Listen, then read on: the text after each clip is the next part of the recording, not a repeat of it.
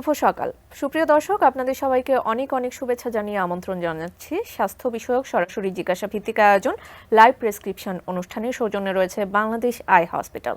আপনাদের সাথে আছি আমি ডাক্তার ফাতিহা শাফি, আর থাকছি অনুষ্ঠানের পুরোটা সময় জুড়ে। দর্শক, আপনারা জানেন এই অনুষ্ঠানে আমরা চোখের যে কোনো একটি সমস্যা নিয়ে আলোচনা করার চেষ্টা করি। আজও এর ব্যতিক্রম নয়। আজ আমাদের অনুষ্ঠানের বিষয়বস্তু নির্ধারণ করা হয়েছে রিফ্র্যাক্টিভ সার্জারি কি এবং কেন। আর এই বিষয়ে কথা বলার জন্য আমাদের সাথে অতিথি হিসাবে আছেন বিশেষজ্ঞ একজন চিকিৎসক। আজ আমাদের অনুষ্ঠানে অতিথি হিসেবে আছেন ডাক্তার ইশতিয়াক আনোয়ার, ক্যাটারাক্ট ও রিফ্র্যাক্টিভ সার্জারি বিশেষজ্ঞ, কনসালটেন্ট, বাংলাদেশ আই হসপিটাল ও institute, Dhanmondi, Dhaka. Refractive surgery কি এবং কেন সে বিষয়ে জানতে আপনার প্রশ্ন ও মতামত জানান 0241010469 এই নম্বরে। স্যার, আমন্ত্রণ জানাচ্ছি আপনাকে আমাদের আজকের এই আয়োজনে। আপনাকেও ধন্যবাদ ডক্টর ফাতিহা। স্যার, আমরা আজকে রিফ্র্যাক্টিভ সার্জারি কি এবং কেন সেই বিষয়টি আমাদের আলোচনার বিষয়বস্তু চূড়ান্ত করেছি, এবং আপনি একজন রিফ্র্যাক্টিভ সার্জারি বিশেষজ্ঞ। শুরুতেই আপনার কাছ থেকে জানতে চাইব যে রিফ্র্যাক্টিভ সার্জারি বলতে আসলে আমরা কি বুঝি, এবং আমাদের বিষয়ের সাথে সংযোগ রেখে জানতে চাচ্ছি এটি কেন করা হয়ে থাকে। আমাদের অনেককে চশমা পড়তে হয়, কারো প্লাস পাওয়ার, মাইনাস পাওয়ার, কারো কাছে দূরে দুটার জন্য চশমা পড়তে হয়। এই যে রোগগুলোর জন্য চশমা পড়তে হয় এটাকে বলে রিফ্র্যাক্টিভ এরর। এই রিফ্র্যাক্টিভ এররকে কারেক্ট করার জন্য আমরা যে সকল সার্জারিগুলো করি সেগুলোকে বলা হয় রিফ্র্যাক্টিভ সার্জারি। আচ্ছা, জাস্ট হচ্ছে কারেকশনের জন্য আমরা যেই সার্জারি করে থাকি সেটিকেই আমরা রিফ্র্যাক্টিভ সার্জারি বলে থাকি। স্যার, এবার ধরন জানতে যাব, কি কি ধরন বা টাইপস রয়েছে এই রিফ্র্যাক্টিভ সার্জারির? রিফ্র্যাক্টিভ সার্জারির আসল উদ্দেশ্যটা হচ্ছে আমাদেরকে চশমা থেকে নির্ভরশীলতাটা দূর করে দেয়া, যেন আমাদেরকে চশমা ছাড়াই আমরা চশমা দিয়ে আগে যেরকম দেখতাম সেটা যেন দেখতে পারি।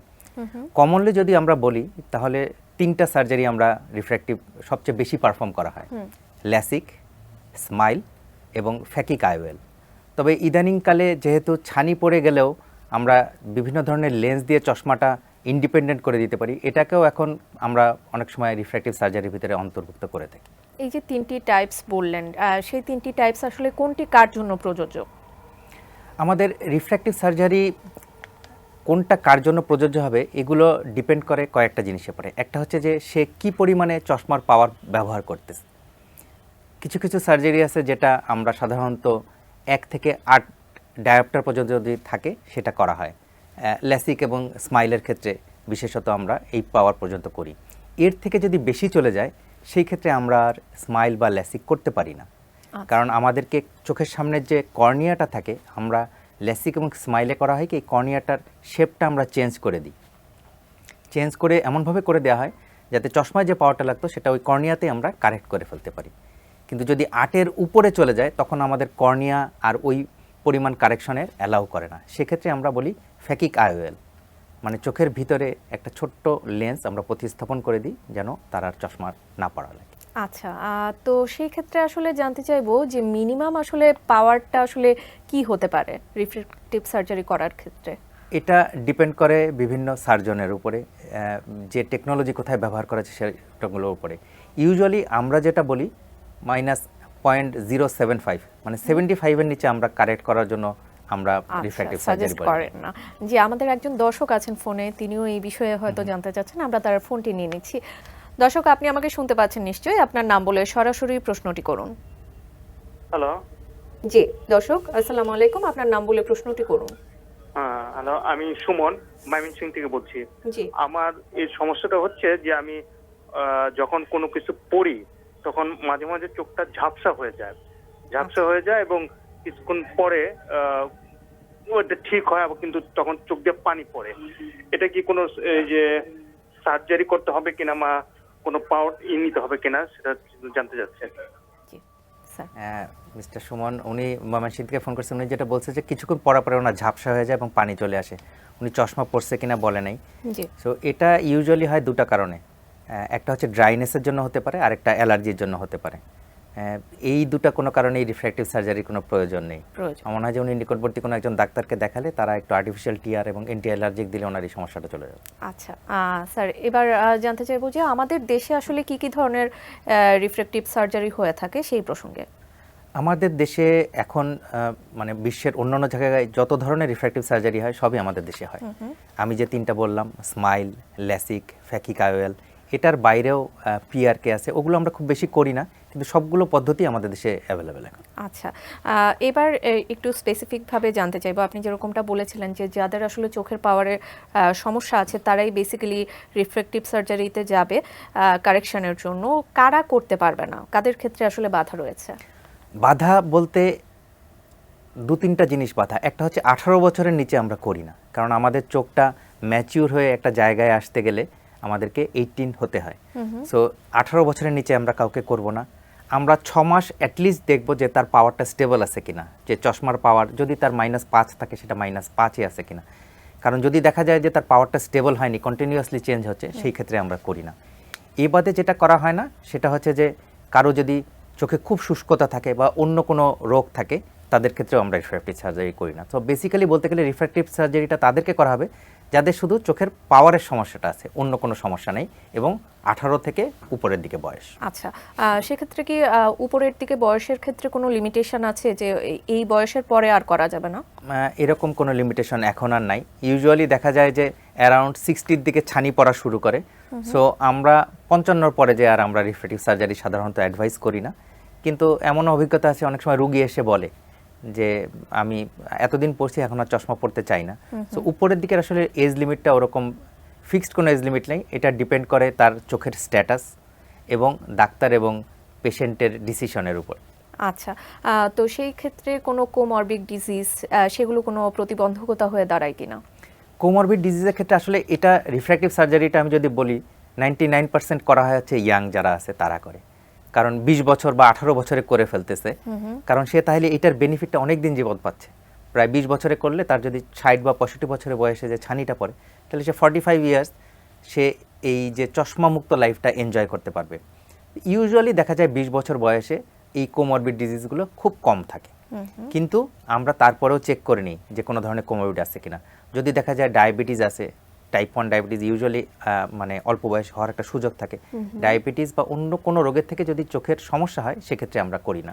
যেটা আপনাকে পূর্বে বললাম যে রিফ্র্যাক্টিভ সার্জারির প্রথম শর্ত হচ্ছে যে শুধু রিফ্র্যাক্টিভ এররটাই আছে, তার অন্য চোখে কোনো ধরনের সমস্যা নেই। আচ্ছা, চোখের যে কোনো সার্জারি কিন্তু আমাদের জন্য আসলে অত্যন্ত ভয়ঙ্কর একটি ফেজের মধ্য দিয়ে আসলে আমাদের যেতে হয়। রিফ্র্যাক্টিভ সার্জারির প্রসিজিওরটা কীরকম হয়ে থাকে? রিফ্র্যাক্টিভ সার্জারি বা চোখের অন্যান্য সার্জারির ক্ষেত্রে যেটা আমাদেরকে যেমন অন্যান্য সার্জারিকে অজ্ঞান করতে হয়, হাসপাতালে থাকতে হয়, চোখের অধিকাংশ সার্জারির মতোই রিফ্র্যাক্টিভ সার্জারিটাও এটা কোনো ধরনের চোখে ইনজেকশন দেয়া বা অন্য কোনো কিছু করা হয় না। চোখটাকে জাস্ট একটা ড্রপ দিয়ে 5 থেকে 10 মিনিটের জন্য নাম করে দেওয়া হয়, মানে যাতে ফিলিংসটা আমরা না পাই, ব্যথাটা না পাই। আমরা কিন্তু রুগী বুঝতে পারবে, রুগীর সাথে আমরা কথা বলতেছি, রুগী চোখ নাড়তেছে, আমাদের সাথে কথা বলতে বলতেই সার্জারিটা করা হয়।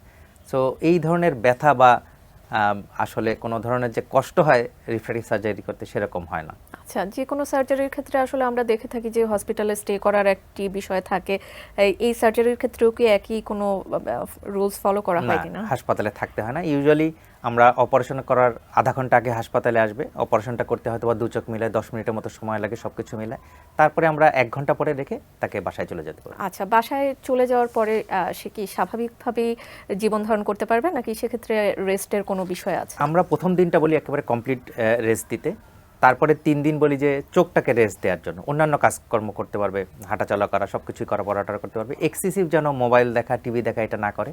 3 দিন পরের থেকে নর্মাল লাইফেই চলে যেতে পারবে। 10 দিনের একটা রেস্ট্রিকশন আমরা বলি, চোখে যেন পানি না দেয়। সো গোসল করলে গলার নিচ থেকে করা, মাথাটা সেপারেটভাবে দেওয়া।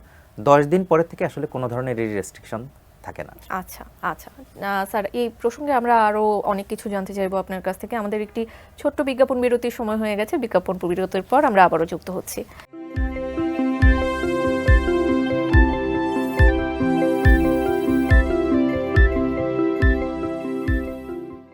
বিজ্ঞাপন বিরতির পর আবার আমন্ত্রণ লাইভ প্রেসক্রিপশন অনুষ্ঠানের সৌজন্যে রয়েছে বাংলাদেশ আই হসপিটাল। আমরা কথা বলছিলাম রিফ্র্যাক্টিভ সার্জারি কি এবং কেন, সে বিষয়ে কথা বলার জন্য আমাদের সাথে আছেন বিশেষজ্ঞ একজন চিকিৎসক।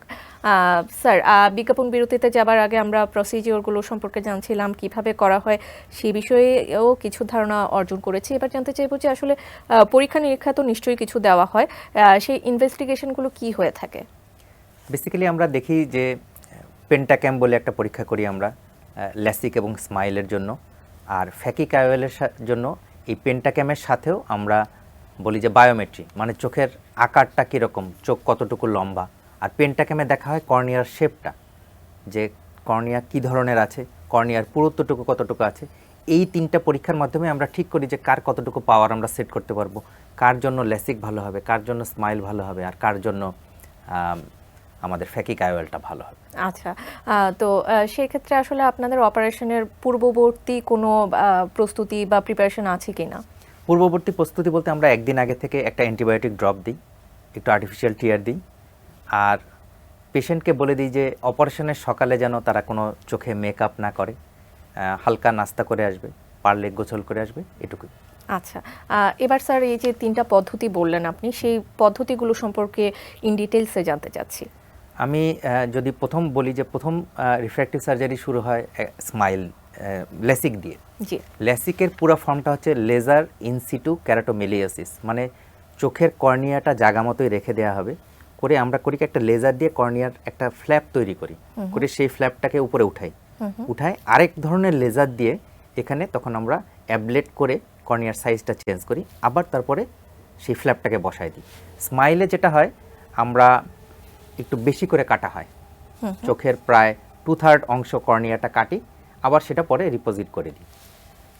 এটার পরবর্তী যেটা সেটা হচ্ছে স্মাইল, এটা হচ্ছে স্মল ইনসিশন লেন্টিকিউল এক্সট্রাকশন, মানে ল্যাসিকে যতটুকু আমরা না কেটে রেখে দিছি, স্মাইলে ঠিক তার উল্টা, ওখানে অতটুকুই কাটা হয়। আমরা 2.2 বা 3 মানে খুব অল্প পরিমাণে কেটে একটা লেন্টিকিউল মানে একটা ক্যাপের মতো করি, তারপরে ওটাকে ওই ছোট যে কাটা জায়গাটা আছে ওখান থেকে বের করে এনে ওইভাবে কর্নিয়ার শেপটা চেঞ্জ করে দেওয়া হয়। সো ল্যাসিক আর স্মাইল হচ্ছে দুই টেকনোলজি। আর ফ্যাকিক আইওএলে যেটা করা হয়, আমাদের কর্নিয়াটা কেটে চোখের ভিতরে কন্ট্যাক্ট লেন্স টাইপের একটা ছোট্ট খুব পাতলা এক ধরনের লেন্স আছে, বিভিন্ন কোম্পানির লেন্স আছে, এই লেন্সটাকে আমাদের যে ন্যাচারাল লেন্স থাকে সেটার উপরে বসাই দিয়ে আবার চোখের যে ইনসিশন আছে সেটা অটোমেটিক্যালি হিলিং হয়ে যায়। সো বেসিক্যালি এই 3টা পদ্ধতিতেই আমরা এখন সবচেয়ে বেশি। আচ্ছা, আমাদের অনেক দর্শক আসলে অনলাইনেও অনেক প্রশ্ন করেছেন, সেই প্রশ্নগুলোর থেকে আমরা একটি প্রশ্ন নিয়েছি সজীব সাতক্ষীরা থেকে। তিনি জানতে চেয়েছেন রিফ্র্যাক্টিভ সার্জারি করলে এটি কি স্থায়ী নাকি আবার চশমা নিতে হয়? ইউজুয়ালি রিফ্র্যাক্টিভ সার্জারি আমি বলবো যে 99% স্থায়ী, 1% দেখা যায় যে বহু বছর পরে একটু পাওয়ার ফিরে আসতে পারে। এখন স্থায়িত্ব বলতে আমি 20 বছর বয়সে যখন আমি একটা ল্যাসিক করলাম, হয়তো বা সে 7 বা 8 মাইনাস চশমা পড়তো। 40 বছর হলে কিন্তু আমাদের কাছে দেখার যে অ্যাবিলিটি সেটা কমে যায়, চালসে বলে বা আমরা বলি প্রেস বায়োপিয়া। সেই 40 বছর হলে তখন কিন্তু তাকে কাছের জন্য একটা চশমা পড়তে হবে। এখন আবার নতুন ধরনের একটা রিফ্র্যাক্টিভ সার্জারি আসছে যেটাকে বলা হয় প্রেস বিয়ন্ড, মানে যারা আমরা আগে চশমা পড়তাম না কিন্তু 40-এর পরে কিন্তু আমাদের কাছে দেখার অ্যাবিলিটিটা চলে যায়। এটার জন্য এখন এক ধরনের রিফ্র্যাক্টিভ সার্জারি আসছে যেটার মাধ্যমে আমরা কাছে দূরে কখনোই চশমা লাগবে না, সেটাও এখন করা যায়। সো যদি মোটা দাগে বলা যায় 20 বছর বয়সে করলে 40 বছর পর্যন্ত আসলে আর চশমা লাগবে না, কিন্তু 40 বছরের পরে কাছের জন্য চশমা লাগতে পারে। আর এই 40 বছরের পরেও যারা চশমা ছাড়তে চায় তাদের জন্য প্রেস বিয়ন্ড বলে এক ধরনের রিফ্র্যাক্টিভ সার্জারি আছে। আচ্ছা, আমরা অপারেশনের পূর্ববর্তী যেই প্রস্তুতিগুলো সেই প্রসঙ্গে জানলাম, এবার পরবর্তী পোস্ট অপারেটিভ কোনো মেডিকেশন আপনারা দিয়ে থাকেন কিনা সেই প্রসঙ্গে জানতে চাচ্ছি। পরবর্তীতে আমরা সাধারণত মুখে কোনো ওষুধ দেই না, যদি ব্যথা করে তাহলে একটু প্যারাসিটামল টাইপের কোনো ওষুধ দিতে পারি। আর বেসিক্যালি যেটা দেওয়া হয় সেটা হচ্ছে একটা অ্যান্টিবায়োটিক দেওয়া হয়, যেটা ড্রপ সবই বলতেছি আমি, অ্যান্টিবায়োটিক ড্রপ 10 দিন পরে আর দেওয়া হয় না। স্টেরয়েডটা আমরা আস্তে আস্তে 3 সপ্তাহের ভিতরে বন্ধ করে দিই, আস্তে আস্তে কমে আসে। আর্টিফিশিয়াল টিয়ারটা যেহেতু চোখের সারফেসটা কাটা হয়, কিছুটা ড্রাইনেস হয়, আমরা পেশেন্টকে বলি কাউকে 1 মাস বা কাউকে 2-3 মাস আর্টিফিশিয়াল টিয়ারটা ব্যবহার করার জন্য। আচ্ছা, এবার আমরা রিফ্র্যাক্টিভ সার্জারির অনেকগুলো উপকার সম্পর্কে আসলে জেনে এসেছি আপনার কাছ থেকে, আপনি খুবই সুন্দরভাবে উপস্থাপন করেছেন। এবার জানতে চাইবো যে আসলে এই ক্ষেত্রে কোনো কমপ্লিকেশন বা জটিলতার সম্মুখীন আসলে রোগীরা হয়ে থাকেন কিনা? যে কোনো সার্জারির ক্ষেত্রে আসলে কমপ্লিকেশন হওয়ার একটা সুযোগ থাকে, তবে রিফ্র্যাক্টিভ সার্জারিতে মানে আমরা যদি স্ট্যাটিস্টিক বলি, আমাদের যে বিভিন্ন জার্নাল আছে বা যে লিটারেচারগুলো যদি আমরা দেখি, 99.95% ক্ষেত্রে কোনো ধরনের কমপ্লিকেশন হয় না। কমনেস্ট যেটা কমপ্লিকেশন না, এটা বলা যায় একটা সাইড এফেক্ট, যেহেতু আমরা কিছু নার্ভ কেটে ফেলি, এই নার্ভগুলো রিজেনারেট করতে 3 থেকে 4 মাস সময় লাগে। সেক্ষেত্রে দেখা যায় যে কিছুটা ড্রাইনেস থাকে, যার জন্য আর্টিফিশিয়াল টিয়ারটা অনেকের ক্ষেত্রে আমরা প্রলং ব্যবহার করি। এবারে যেটা কমপ্লিকেশন সেটা কিছু কিছু ক্ষেত্রে হয় যে আঘাত লাগলে আমরা ল্যাসিকের ক্ষেত্রে যেই ক্যাপটা করতেছি ওটা সরে যাওয়ার সুযোগ থাকে, কিন্তু সেটাও ওই পরিমাণে আঘাত যেটা দেখা যাবে যে আপনার নর্মাল যারা আমরা ল্যাসিক করে নিই তাদের ক্ষেত্রেও দেখা যাবে যে কর্নিয়াতে সেরকম হওয়ার একটা সুযোগ থাকে। সো ওই ধরনের খুব বড় কমপ্লিকেশন ইউজুয়ালি হয় না। আচ্ছা, আমাদের আরও একজন দর্শক অনলাইনে প্রশ্ন করেছেন, তার নাম হচ্ছে নিপা। তিনি পুরান ঢাকা থেকে জানতে চেয়েছেন যে এই রিফ্র্যাক্টিভ সার্জারি করলে চোখের বাইরে কোনো দাগ পড়বে কিনা। না, চোখের বাইরে কোনো দাগ পড়ে না। এটা কর্নিয়াতে কাটা হয়, সো সেটা চোখের বাইরের অংশ না, চোখের আমাদের যে সামনে স্বচ্ছ অংশ আছে সেখানে করা হয়। এটাতে কোনো দাগ থাকে না, এটা বোঝার কোনো উপায় থাকে না যে কেউ রিফ্র্যাক্টিভ সার্জারি করছে কিনা। আমরা হয়তোবা যে স্লিট ল্যাম্প বলে একটা যন্ত্র দিয়ে আমরা চোখ পরীক্ষা করি, সেখানেও যদি এখন এগুলো এত অত্যাধুনিক হয়ে গেছে যে এটাও অনেক সময় দেখি যে আমরা মিস করি, তখন রুগী আমাকে বলে যে আমি তো 5 বছর আগে ল্যাসিক করছি, তখন আবার আমরা খুঁজে দেখি যে হ্যাঁ আসলে ল্যাসিকটা করছে, এরকম কোনো দাগ থাকে না। আচ্ছা, এবার আসলে জানতে চাইবো, অনেক রোগীরাই আসলে জানতে চেয়ে থাকেন যে আসলে দুই চোখেই যদি পাওয়ারের সমস্যা হয়ে থাকে তাহলে দুই চোখেই একসাথে এই সার্জারি করা যেতে পারে কিনা। রিফ্র্যাক্টিভ সার্জারি ইউজুয়ালি আমরা 2 চোখে একসাথে করে দিই, কারণ বললাম যে এটা রিহ্যাবিলিটেশন, মানে ফিরে আসতে খুব তাড়াতাড়ি সময় লাগে, খুব বেশি বিধিনিষেধও থাকে না। ইউজুয়ালি আমরা একটা করে 2-3 মিনিট পরেই আরেকটা করে দিই। সো 2 দিনে করার সুযোগ আমরা খুব কমই করি, কারণ হচ্ছে যে একটা রোগীর যদি 5-6 মাইনাস চশমা পরে আছে, এক চোখে তারপরে দিন 0 দেখতেছে, ভালো দেখতেছে, আরেকটা দেখবে না, ওটা করা হয় না। অধিকাংশ ক্ষেত্রেই আমরা একসাথেই করে দিই। আচ্ছা, আবার অনেকে জানতে চেয়ে থাকেন যে অপারেশনের সময় যদি চোখ নড়ে যায় সেক্ষেত্রে অপারেশনে কোনো হ্যাম্পার হয়ে থাকে কিনা। না, এইগুলো আমি যেটা বললাম যে টেকনোলজিটা আসলে এখন এমন পর্যায়ে চলে গেছে, এগুলো লেজারটা চোখটাকে ফলো করে। সো আমি যদি চোখটা ডানে বামে যেদিকেই নাড়াই, লেজারটা সেই চোখের সাথেই নড়বে। বা যদি কেউ খুব বেশি পর্যায়ে চোখটা নাড়ায় ফেলে, মেশিন অটোমেটিক বন্ধ হয়ে যাবে, আবার যখন চোখটা মেশিনের নিচে আসবে তখনই লেজারটা শুরু হবে। সো চোখ নাড়ানোর সাথে এটার ভুল পাওয়ার হওয়া বা সার্জারিটার কোনো কমপ্লিকেশন হওয়ার কোনো সুযোগই নেই।